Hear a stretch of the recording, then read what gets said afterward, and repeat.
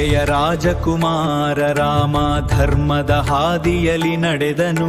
ಸೀತೆಯು ಮಾಯವಾಗಿ ಹನುಮನು ಸೇತುವಾಗಿ ಲಂಕಾ ಯುದ್ಧವ ಗೆದ್ದನು.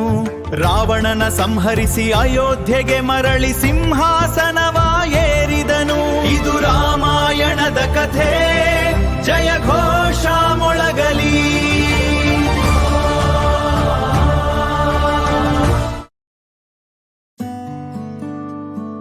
ಪುತ್ರ ರಾಮ ಕೈಕೇಯಿಯ ಮಾತುಗಳಿಗೆ ಮರುಳಾಗಿ ನೀನು ವನವಾಸಕ್ಕೆ ಹೋಗಬೇಡ. ನನ್ನ ಮನಸ್ಸು ಇದನ್ನು ಒಪ್ಪುತ್ತಿಲ್ಲ. ಈ ಅಯೋಧ್ಯೆಯ ಸಿಂಹಾಸನ ನಿನ್ನದೇ, ದಯವಿಟ್ಟು ನನ್ನನ್ನು ಬಿಟ್ಟು ಹೋಗಬೇಡ ಮಗನೇ. ತಂದೆಯೇ, ಸತ್ಯ ಮತ್ತು ಧರ್ಮಕ್ಕಿಂತ ದೊಡ್ಡದು ಯಾವುದೂ ಇಲ್ಲ. ನಾನು ವನವಾಸಕ್ಕೆ ಹೋಗಲೇಬೇಕು. ನೀವು ಆಶೀರ್ವಾದ ಮಾಡಿ ನನ್ನನ್ನು ಕಳುಹಿಸಿಕೊಡಿ.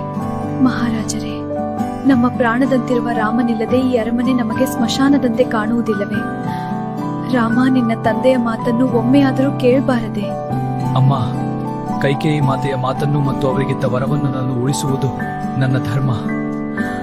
ದಯವಿಟ್ಟು ಅಡ್ಡಿಪಡಿಸಬೇಡಿ, ನಾನು ಹೋಗಲು ಬಿಡಿ. ಅಯೋಧ್ಯೆಯ ರಾಜಕುಮಾರ ಧರ್ಮದ ಸಾಕಾರ, ತಂದೆಯ ಆಣತಿಯಂತೆ ಹೊರಟ ವನವಾಸದ ಹಾದಿ. ಸೀತಾ ಲಕ್ಷ್ಮಣರೊಡಗೂಡಿ ಕಾನನದಲ್ಲಿ ಜೀವನ ಸಾಗಿ, ಆಗ ರಾವಣನು ಬಂದು ಸೀತೆಯನ್ನು ಕದ್ದೊಯ್ದನು ಲಂಕೆಗೆ. ಹನುಮನು ಸೇತುವೆ ಕಟ್ಟಿ ರಾಮನಿಗೆ ದಾರಿ ತೋರಿಸಿದನು. ಘೋರ ಯುದ್ಧದಿ ರಾವಣ ಗೆದ್ದು ಧರ್ಮವ ಮೆರೆಸಿದನು. ಅಯೋಧ್ಯೆಗೆ ಮರಳಿ ಬಂದು ಸಿಂಹಾಸನವ ಏರಿದನು. ರಘುಕುಲ ತಿಲಕ ರಾಮ.